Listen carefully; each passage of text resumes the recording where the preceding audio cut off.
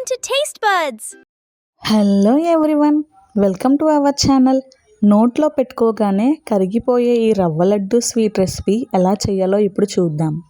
రవ్వ లడ్డు స్వీట్ కోసం స్టవ్ పైన గిన్నెలో ఒక 2 టేబుల్ స్పూన్ నెయ్యిని యాడ్ చేసుకోవాలి.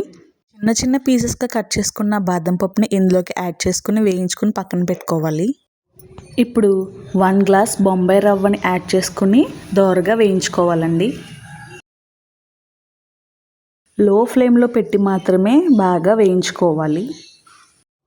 ఇప్పుడు ఇందులోనే చిన్న గ్లాస్ అంతా పుట్నాల పప్పుని కూడా యాడ్ చేసుకుని బాగా వేగించుకోవాలండి. కొంచెం దోరగా వేగిన తర్వాత ఒక ప్లేట్లోకి ట్రాన్స్ఫర్ చేసుకుని చల్లారిన తర్వాత మిక్సీ చేసుకోవాలి. మిక్సీ చేసుకున్నాక ఇలా నేను చూపించిన విధంగా ఉండాలి.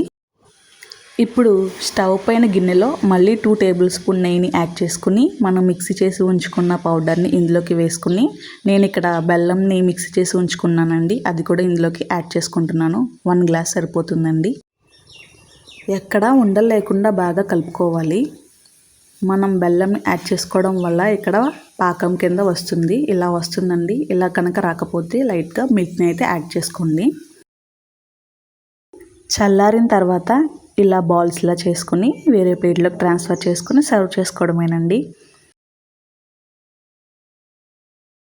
నోట్లో పెట్టుకోగానే వెన్నలా కరిగిపోయే ఈ రవ్వ లడ్డు స్వీట్ చేయడం చాలా సింపుల్ కదండి. మీరు కూడా ఈ స్వీట్ ట్రై చేయండి, ఎలా వచ్చిందో కమెంట్ చేయండి. నేను చేసిన ఈ రవ్వ లడ్డు స్వీట్ మీకు నచ్చినట్టయితే లైక్ చేయండి. అలాగే మరిన్ని వీడియోస్ కోసం నా ఛానల్ని సబ్స్క్రైబ్ చేసుకోండి. Thank you everyone.